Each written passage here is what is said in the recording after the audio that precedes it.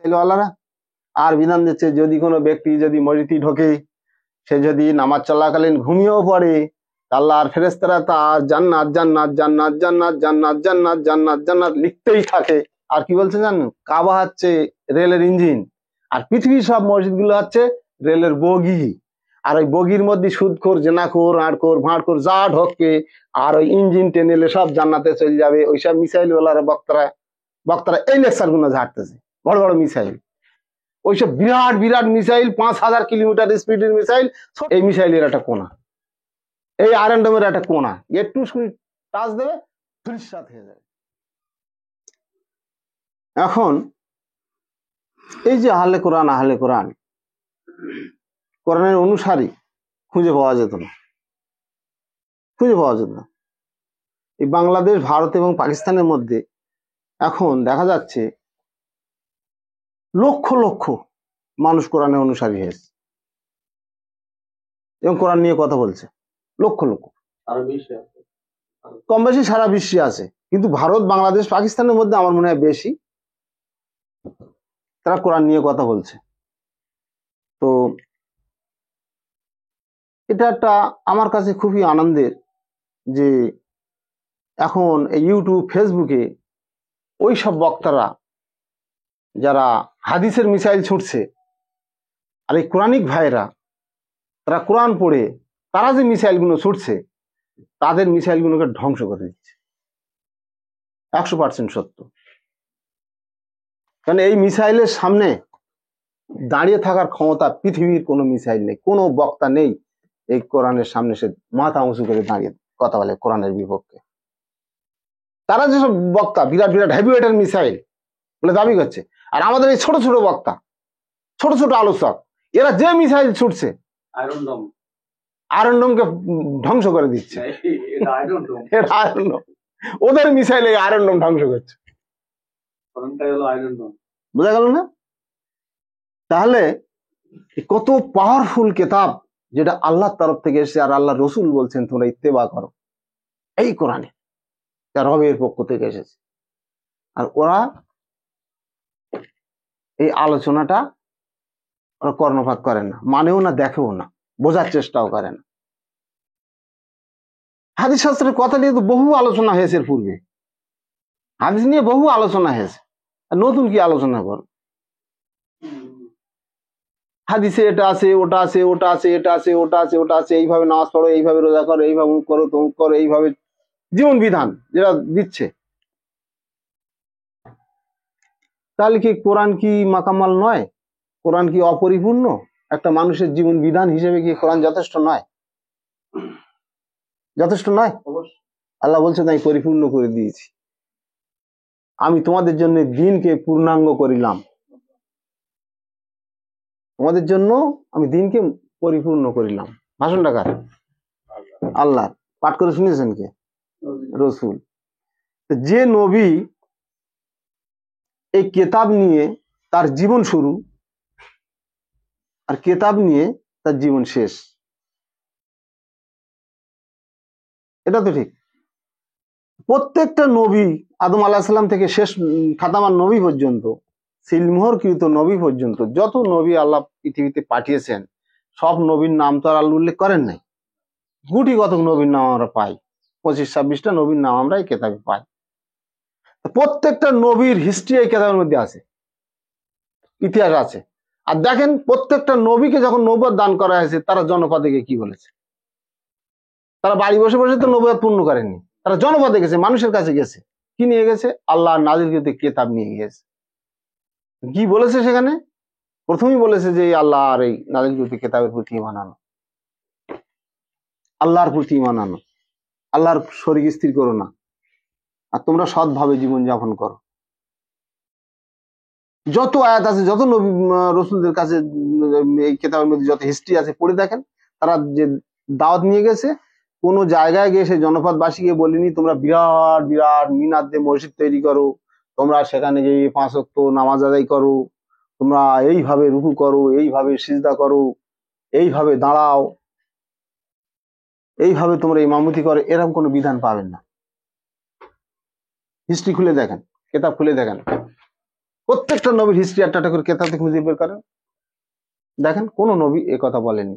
নবীদের কথা ছিল কি, যে তোমরা সৎভাবে জীবন যাপন করো, তোমরা এতিমের মাল লুট করো না, আত্মসাৎ করো না, তোমরা মিথ্যে কথোপকথন হইতে দূরে থাকো, তোমরা ন্যায় বিচার করো, তোমরা আমানাতের মাল খেয়ানত করো না, তোমরা গীবত করো না, যারা গীবত করে তারা মৃত ভাইয়ের মাংস খায়, গোস্ত খায়, এভাবে আয়াত আছে। তোমরা পরনিন্দা পরচর্চা করো না, তোমরা চোখের হেফাজত করো, তোমরা তোমাদের যৌনাঙ্গের হেফাজত করো। নবী রাসূল এ কথাই বলেছেন। তোমরা পরের মাল গ্রাস করো না, জবরদস্তি, তোমরা লুট তরাজ করো না, তোমরা খুন সন্ত্রাস করো না, তোমরা সঠিকভাবে জীবনযাপন করো, পিতামাতার খেদমত করো, হক আদায় দাও, এতিম মিসকিন পিতৃহীন অভাবগ্রস্তদেরকে সাহায্য করো, দান করো, তোমাদের জানমাল আল্লাহ রাস্তায় ব্যয় করো, তোমরা মালে কম করো না, ওজনে কম করো না, তোমরা পৃথিবীতে বিপর্যয় সৃষ্টি করে বেরিও না। এই হচ্ছে মূল কথা নবী রাসূলদের। আমি আরো অনেক কথা আছে, আমি সংক্ষেপে বললাম, নবী রাসূলদের মূল কথা এগুলোই ছিল। এবার বলেন,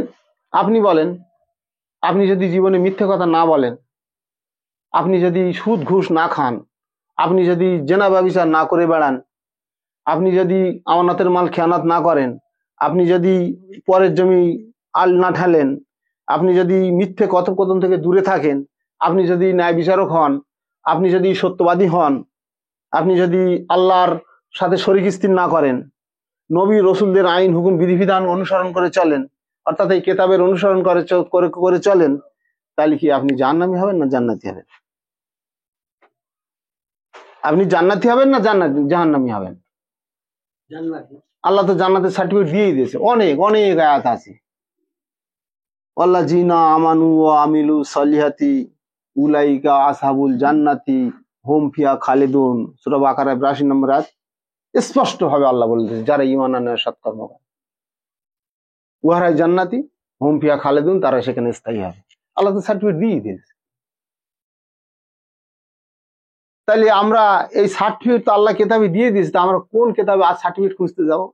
আর সঠিক সত্য সার্টিফিকেট আর কোন কেতাবে খুঁজতে যাবো? খুঁজতে যাবো? একটা বেসরকারি স্কুলের সার্টিফিকেট আর একটা সরকারি স্কুলের সার্টিফিকেটের মর্যাদা এক। আপনি কোনো হাইকোর্টে যাবেন, কোনো সরকারি কার্যালয়ে যাবেন, আপনার বেসরকারি সার্টিফিকেট অ্যালাউ হবে? এই সরকারি সার্টিফিকেট দরকার। আল্লাহ সার্টিফিকেট দিচ্ছেন এই কেতাব থেকে, আল্লাহর নাযিলকৃত কেতাব থেকে, যে যারা ঈমান আনে আর সৎকর্ম করে উহারাই জান্নাতি এবং তারা সেখানে স্থায়ী হয়। তো এই যে কাজগুলো আমি আলোচনা করলাম, যে বিধিবিধানগুলো, সে কেতাব থেকেই তো আমি নিয়েছি, আমি তো অন্য কেতাব থেকে নেই না, আল্লাহর কেতাব থেকে নিয়েছি। তা বলেন, আপনি 5 ওয়াক্ত নামাজ পড়ছেন, একেবারে 5 ওয়াক্ত নামাজ পড়ছেন একেবারে, আর এইসব কাজগুলো থেকে গাফেল। এই যে বিধানগুলো আমি দিলাম, এই বিধান থেকে আপনি গাফেল।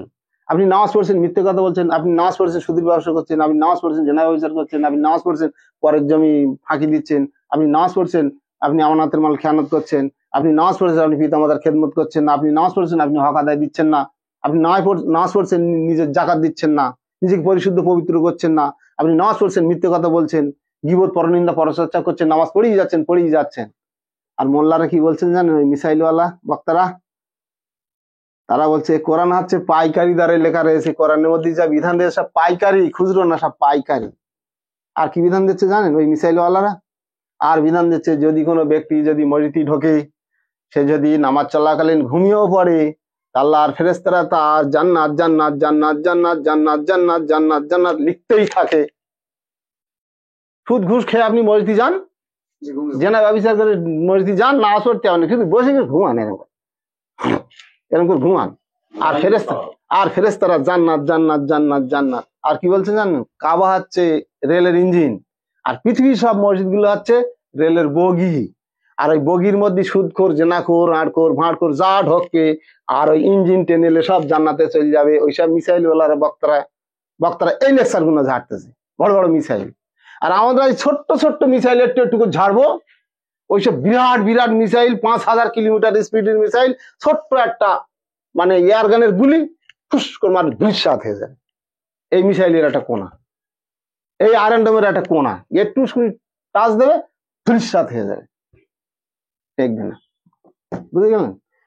এই সব আলোচনা শুনে যারা, যে কাবা শরীফ হচ্ছে রেলের ইঞ্জিন আর তাম পৃথিবীর মসজিদগুলো হচ্ছে রেলের বগি, আর তাতে যারা ঢোকবে, অর্থাৎ মসজিদে যারা ঢোকবে, সে উজু করে ঢুকুক আর না করে ঢুকুক, সে মানে পাপ রাশিলে ঢুকুক আর পবিত্র হয়ে ঢুকুক, মানে ওর মধ্যে ঢুকলেই হবে। আপনি তাম জীবনের অন্যায় গুনাহ, যত রকম খারাপি কাজ আপনার দ্বারা সম্ভব, খুন সন্ত্রাস থেকে আরম্ভ করে লুট তরাজ, চুরি ডাকাতি, গুন্ডা মোস্তান, যাই হন না কেন, আপনি আপনি কোন রকম হিজড়ে কুচড়ে একটু মসজিদ ঢুকতে পারলি, ওই বগি ট্রেন ধরতে পারলি, ওই ফার্স্ট ট্রেন ফার্স্ট বগি যেটা মানে ইঞ্জিন যেটা, সব ট্রেনে জান্নাতে চলে যাবে।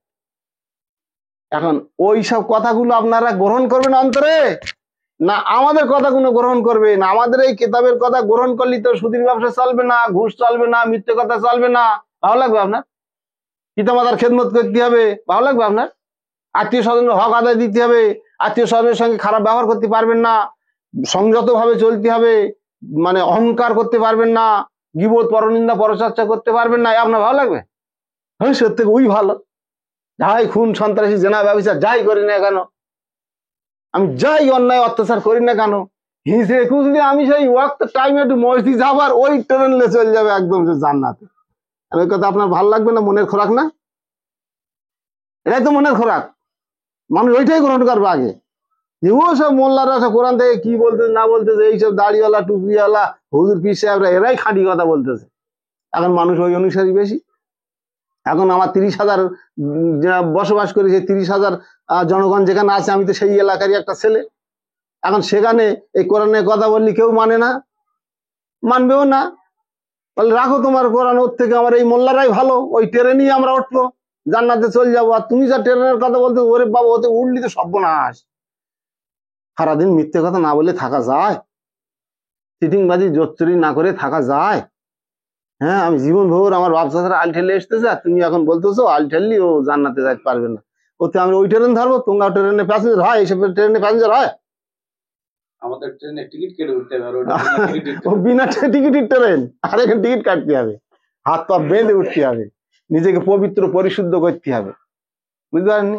আজকাল এই হজের ব্যাপারটা তাই, মানুষ হজে যাচ্ছে কি কি কারণে? অধিকাংশ মানুষ হজের সংজ্ঞা অনেক, হজের ব্যাখ্যা অনেক, সে হজের মূলে আলোচনা করলি না, হজে যাওয়ার মানুষ খুঁজে পাওয়া যাবে না।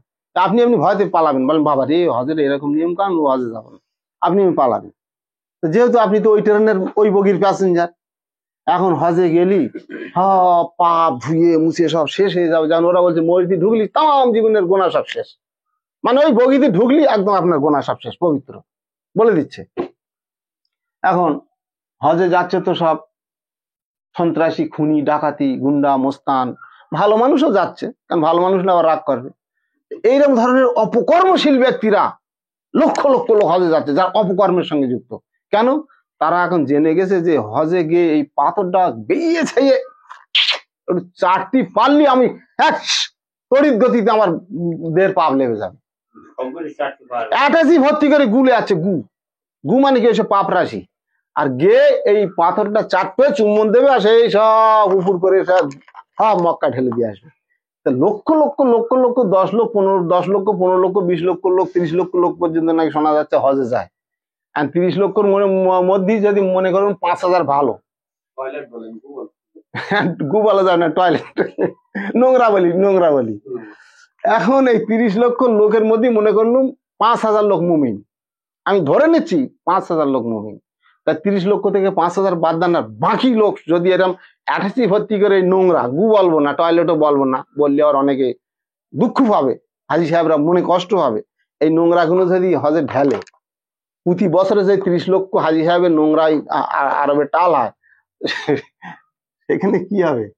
ওত পাড় হবে না গুড় পাড় হবে? কি হবে? আর এই একটা পাথরের কত ক্ষমতা রয়েছে যে এই চুম্বন করে সব পাপগুলো টানবে। তাহলে এখন যদি এই পাথর চুম্বন করে যদি আমার পাপ দেহের থেকে পরিষ্কার হয়ে যায়, কালীঘাটের পাথরের মূর্তিগুলোর অপরাধ কি? কালীঘাটে যে অসংখ্য পাথরের মূর্তি রয়েছে, তা আমার এই অমুসলিম ভাইরা সেখানে গিয়ে আরাধনা করে, ঘন্টা বাজায়, মালা চড়ায়, ফুল দেয়, প্রসাদ খায়, বা তাকে শুনিয়ে যদি স্পর্শ করে তাদের যদি দেহের ময়লা ধুয়ে যায়, তাদের অপরাধটা কি? অপরাধটা কি? তারা মূর্তি পূজা করছে, আমিও হজে যাচ্ছি, আমাকে এই পাথরের মূর্তি একটু চুমুতে পুজো করে বাড়ি এলাম, তাহলে অপরাধ কোথায়?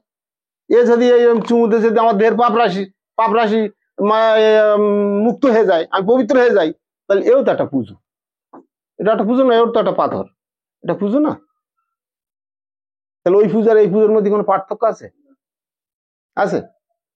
কেতাব সমর্থন করে, এই মিসাইল, এই আরএম সমর্থন করে যে ওই হজে গিয়ে আপনার এই হচ্ছে মিসাইল আরএম আল্লাহর নাজিল তাই সমর্থন করে যে এই পাথর চুম্বন দিয়ে একটা হাজি সাহেবের মাথা থেকে পা পর্যন্ত তাম জীবনের পাপ রাশি ক্লিয়ার। আমাদের গ্রামে একটা হাজি সাহেব প্রকাশ্যে ওপেনলি বলে আমি এখন ফেরেশতা। হ্যাঁ, প্রকাশ্যে চার দোকানে বসে বলে আমি এখন ফেরেশতা। কেন ফেরেশতা? কেন কিভাবে? না, আমি আল্লাহর দরবার থেকে ঘুরে এসেছি, পশ্চিম থেকে ঘুরে এসেছি, আমি এখন ফেরেশতা, আমার মানে কোনো পাপ রাশি নেই, আমি মুক্ত। চিন্তা করতে পারেন কেন এরা সব বলে? এসব বলার কারণ হলো ওই যে আমাদের হানিফ স্যার গত দিনে উম্মিলিয়াটা আলোচনা করছিলেন না, আমাদের হানিফ স্যার, যে উম্মি শব্দের অর্থ হচ্ছে মূর্খ নয়। উম্মি শব্দের অর্থ হচ্ছে যাদের এই কেতাবের বোধ নাই, কেতাবের জ্ঞান নাই, এই কেতাব আল্লাহ নাজিল কেতাবের বোধ নাই, কেতাবের জ্ঞান নাই, তাদেরকে আল্লাহ বলেছেন উম্মি, আল্লাহ রসুলও বলেছেন উম্মি। কেন? রসুল তো যে আমাদের সালামুন নবী মোহাম্মদ, তিনি তো উম্মিদের মধ্য হতে একজন নবী হয়েছেন। তিনি নবুয়তের পূর্বে তিনি উম্মি ছিলেন, মানে কেতাবের বোধ ছিল না।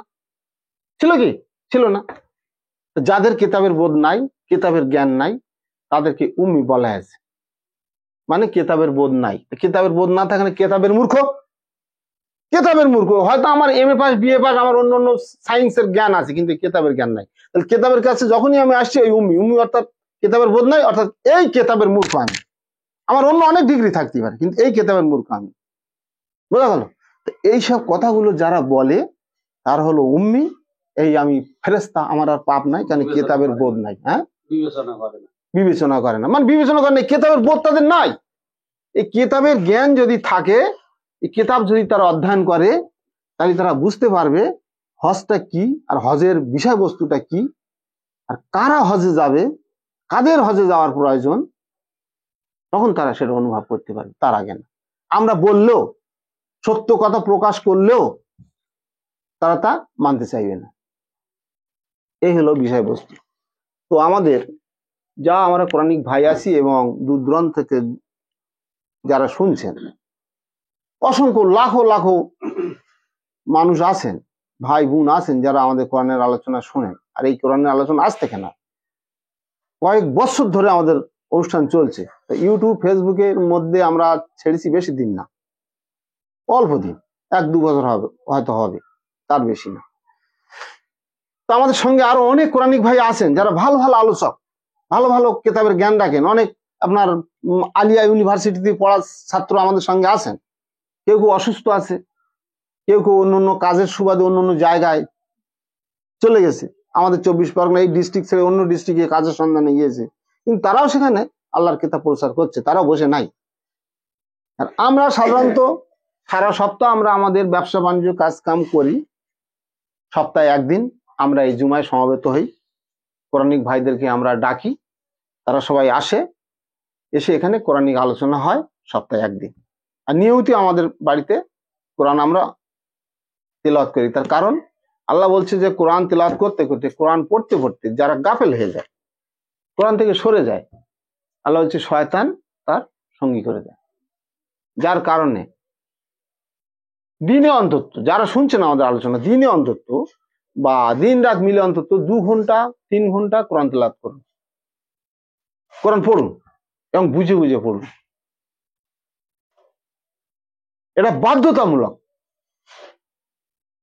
কোরআন পড়া ফরজ। যেহেতু আল্লাহর কিতাব যদি আপনি না পড়েন, আল্লাহর কিতাব যদি আপনি অধ্যয়ন না করেন, কিতাব থেকে যদি জ্ঞান না নেন, জ্ঞান তো দেওয়ার মালিক আল্লাহ, কিন্তু আপনারা কাল কিয়ামতের মহাময়দানে গিয়ে আমাদের তো পরীক্ষা হবে, প্রশ্ন হবে, কি জবাব দেব আমরা? প্রশ্ন হবে তো এই কিতাব থেকে। এই কিতাবের বোধই আমার নাই, কিতাবের জ্ঞানই আমার নাই, তাহলে আমরা অন্ধ না? কিতাবের জ্ঞান না থাকার কারণটা কি, বিষয়টা কি? আমরা তো অন্ধ। অন্ধ মানে কি আমরা চাক্ষুষমান আছি, এখন দেখতে পাচ্ছি, কিন্তু কাল কিয়ামতের ময়দানে যখন আল্লাহ আমাদেরকে অন্ধ করে তুলবেন, অন্ধ করে তুলবেন, তখন সেখানে কি বলছে, আয় আল্লাহ আমরা তো চাক্ষুষমান ছিলাম, আমরা তো দুনিয়া তো দেখতাম, তো এখন আমাদেরকে অন্ধ করে তোলা হলো কেন? তার কারণটা হচ্ছে এই যে আল্লাহ যে কেতাব দিয়েছে সে কেতাব থেকে আমরা কোনো বোধ নেয়নি, কেতাবের আইন হুকুম বিধি বিধান মোতাবেক আমরা চলতে পারিনি, না চলার কারণে, না বোধ নেওয়ার কারণে আমরা অন্ধ হয়ে উঠবো। আর যারা অন্ধ হয়ে উঠবো তারা কি আশা করবে যে আমরা জান্নাতে যাব? শুধু আপনি কেতাব পড়েন না, শুনছেন, আপনি কেতাব পড়েন না, শুনছেন, শুধু আপনার মতন মানুষরাই শুধু অন্ধ না, যারা ওইসব মিসাইল, বড় বড় মিসাইল ছুটছে তারাও অন্ধ। যদি বলেন কেন তারা অন্ধ, তারাও এই কেতাবের বোধ নেয়নি। ওই মিসাইল গুলো ছুটছে বিভিন্ন রকম এসে সিয়াসিত্তার হাদিস, তারা বলে নবীর হাদিস, ওই হে গায়ের মতলব দিয়ে এইসব হাদিস শাস্ত্রগুলো সমাজে প্রতিষ্ঠিত করেছে, আর সেই সব হাদিস গ্রন্থ থেকে ওরা মিসাইল ছুটছে, তার মানে ওরাও এক ধরনের অন্ধ, ওদেরকেও অন্ধ করে তোলা হবে। বোঝা গেল? সেই জন্য আমাদের কেতাবের বোধ চাই, কেতাব অধ্যয়ন করতেই হবে, আল্লাহর কেতাব অধ্যয়ন করতে হবে। আল্লাহর কেতাব থেকে আপনি বুঝতে পারছেন না, বোধ পাচ্ছেন না, আল্লাহ অঙ্গীকার করেছেন যে বোধ দেওয়ার মালিক আমি। আপনি যে ভাষার মানুষ সেই ভাষায় কেতাব পড়েন, আপনি যদি হিন্দি ভাষী হন হিন্দি ভাষায় কেতাব পড়েন, আমরা বাঙালি, আমরা বাংলা ভাষায় পড়ছি, কিন্তু আরবিটাও জানতে হবে, জানার প্রয়োজন আছে, আরবিটাও আমাদের জানতে হবে, জানার প্রয়োজন আছে, কিন্তু আমাদের গুরুত্ব দিতে হবে আরবি টু বাংলা কেতাব, যেহেতু আমরা বাঙালি, এই কেতাব থেকে বোধ নিতে হবে। নিশ্চয়ই আল্লাহ আমাদের কেতাবের বোধ দেবেন, তাহলে আমরা সবাই অঙ্গীকার করব, গাফেল হব না।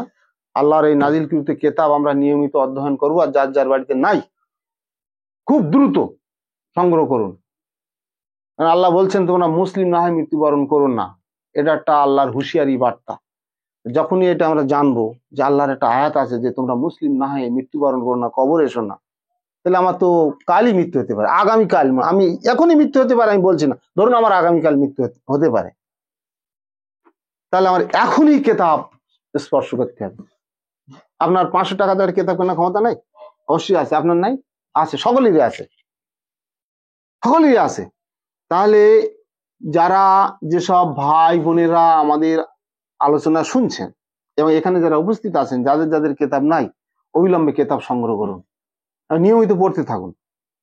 কোনো বিষয় যদি আপনার বুঝে না আসে, আপনার আশপাশে যারা বুঝদার আছে প্রয়োজনে যাবেন তাদের কাছে, যে ভাই এই আয়াতটা আমি বুঝতে পারছি না, এর অভিধানিক অর্থটা কি হতে পারে, জেনে যাবেন আস্তে আস্তে, আর বোধ আল্লাহ দেবে। তো আমরা সকলে আল্লাহর কেতাবের অন্তর্ভুক্ত হব, আল্লাহর কেতাব জানা বোঝার জন্য যাদের যাদের নাই আমরা কেতাব সংগ্রহ করব। তো আজকে এতটুকুই, আজ আমার আলোচনা এখানেই শেষ করছি। আমার পরবর্তী বক্তারা আছেন, তারা কিছু আলোচনা রাখবেন। সালামু আলাইকুম।